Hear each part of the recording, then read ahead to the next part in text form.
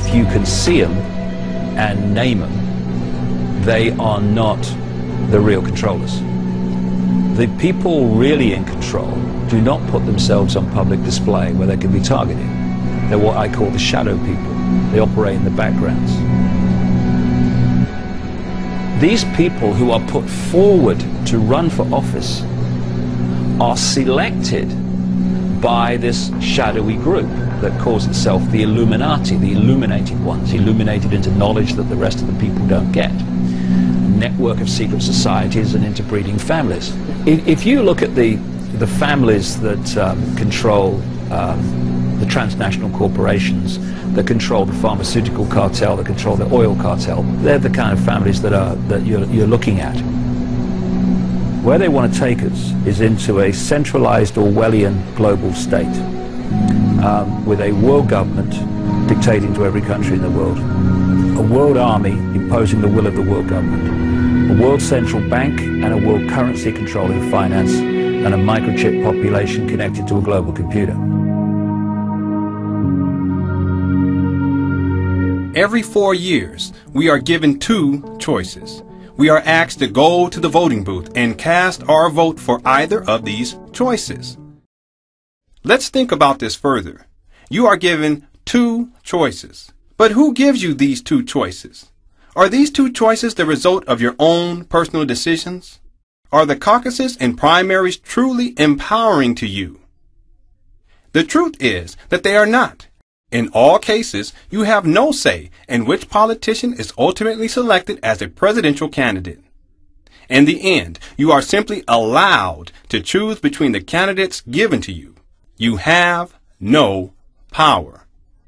Therefore, someone or some group gives you two choices that they arbitrarily choose, and you must then choose between the two choices. Your power is limited. Your ability to exercise your own free will is greatly limited. In a sense, you are controlled and therefore possessed by a political system that is designed to limit your power. One of the things I think that's difficult to figure out from the political side of this thing, it's clear that they're making a lot of mistakes. And the question in my mind is, are these mistakes? And these guys have to face election. Now, when the next election rolls around, they're not going to be politically popular figures. There are going to be consequences for the politicians. So what makes them push the wrong button? How does the general population develop their understanding of the candidates given to them? The scam is simple but effective. The two candidates are placed on television and in media and presented as opposing forces through which the general population develops its understandings of the candidates. As a side effect, the general population becomes divided based upon false party lines, i.e. false differences between the two candidates. Both the Republican and Democratic parties are owned by the same global elites. And on issues that matter to those global elites, they act as one. The question is, who should government serve? And it should serve the people. Haven't you noticed that they promise the same things every 4 years? And yet, nothing ever gets better. Things only get worse. Why? Because this is by design. Those were the benefits of a global architecture forged over many years by American leaders from both political parties. Your vote does not count. Well, sometimes it's just like you're kind of voting for the best of the worst. So even though, you know, they're all liars or they could all be bad, at least this guy, he might be better than the rest. When I went into political reporting 20, 15 years ago, I thought that MPs went in to serve the public good. The core thing which happened in the House of Commons was not opposition, but collusion. The MPs of rival parties have far more in common with each other than they have in common with ordinary members of the public. That in fact they are, to a large extent, engaged in a conspiracy against the public. I'll give you an example. When Jackie Smith was caught up in her expenses controversy a few weeks ago, which looked very odd to ordinary members of the public, When she went into Home Office questions, and the Home Secretary took questions, there wasn't a single question from the Tory opposition or from the Liberal Democrats about her very peculiar expenses arrangements. And that is because attacking either party on expenses issues is like using an area weapon, i.e. it's going to destroy or kill off personnel on both sides. Labour now no longer would attack a Tory who's bent because there's too much at stake. Now, one of the things the Masons do is take an oath to protect their Masonic brothers.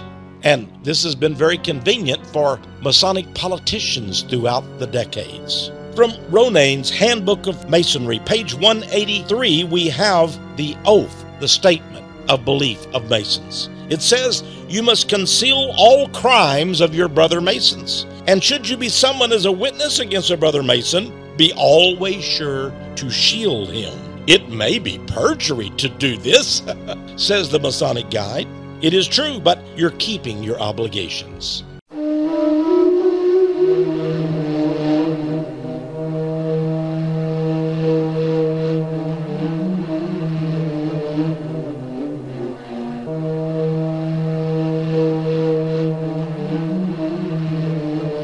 On West Eye View tonight, we go behind the bricked-up windows of the Masonic temples to reveal the secrets of the craft.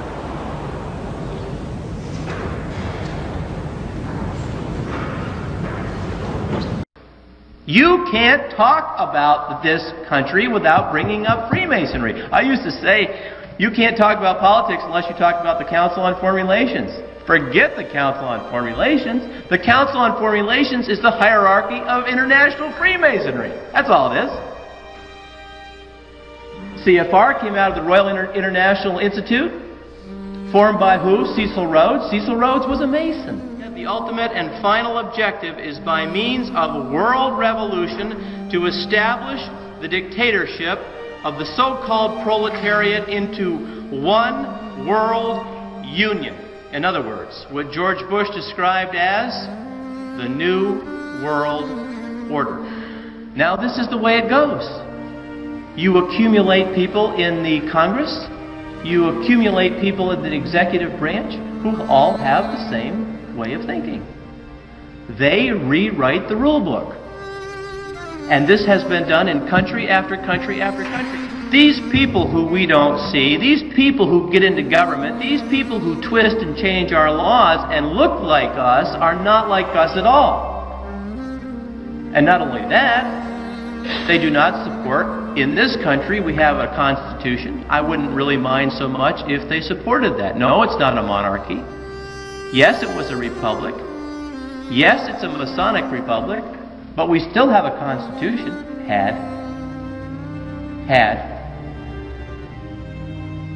But you see, the people who run this government and the people who run both the Democratic Party and the Republican Party, as a matter of fact, the people who created the Republican Party are members of the Masonic Lodge.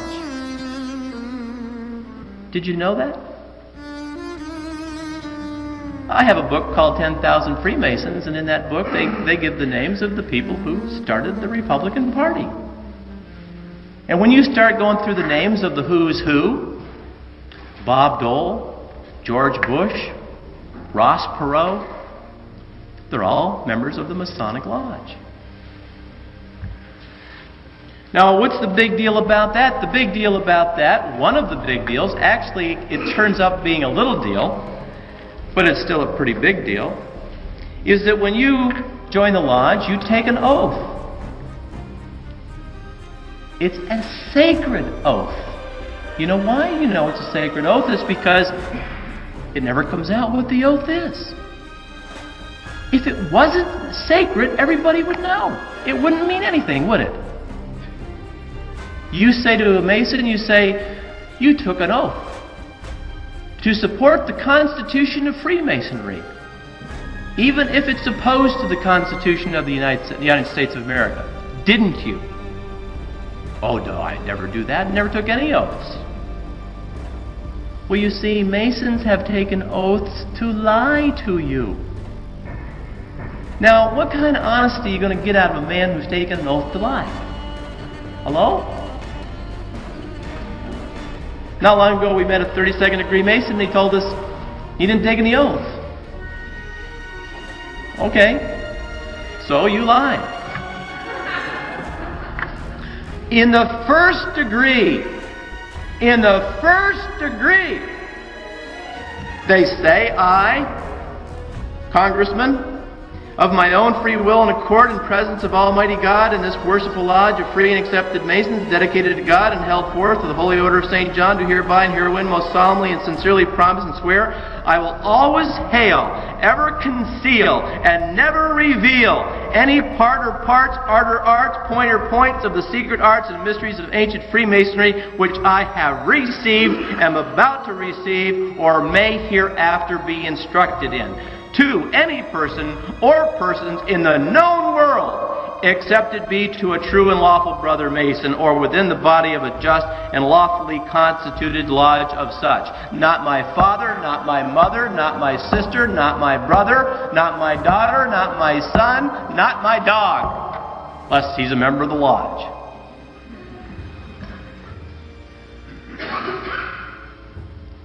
In the third degree, the Mason promises, he says, further do I promise and swear I will obey all regular signs, summonses, or tokens given, handed, sent, or thrown to me from the hand of a brother Master Mason.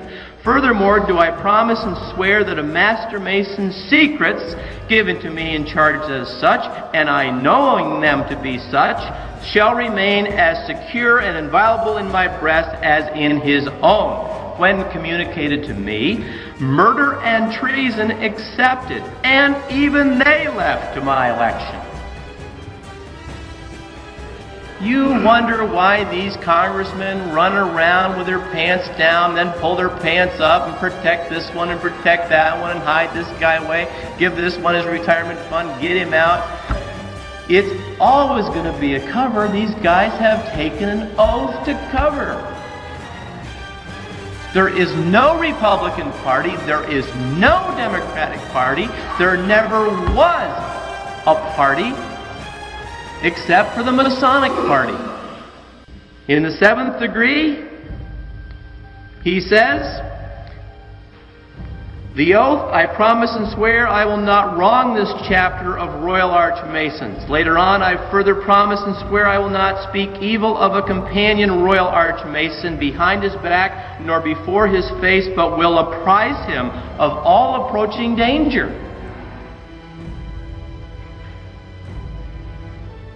And you'd better do it. You'd better do it. Because if you don't, you have taken an oath also, to all which I do most solemnly and sincerely promise and swear with a firm and steadfast resolution to keep and perform the same without any equivocation, mental reservation, or self-evasion of mind in me whatever, binding myself under no less penalty than have my skull smote off and my brains exposed to the scorching rays of the meridian sun, should I knowingly or willfully violate or transgress any part of this my solemn oath or obligation of a Royal Arch Mason. So help me God, what God is not our God, and keep me steadfast in the due performance of the same. You know, it's mind-boggling to me that these guys can come up to anybody and say, I am a Christian. How can you promise to lie? How can you promise to protect another individual, whether he's lying, whether he's cheated, whether he's treasonous? How can you make these promises and call yourself a man of God? It's an absolute impossibility. What can we do? 1. Citizens should gather in every town and elect the best representatives. They should have educational and working experiences from all fields necessary to govern a country. They should under oath declare that they are not members of any secret society. 2. The representatives should create a political party of not left or right ideology, but that of the common sense. 3. Use all means necessary to spread the word. 4. Don't cooperate with existing Masonic governments.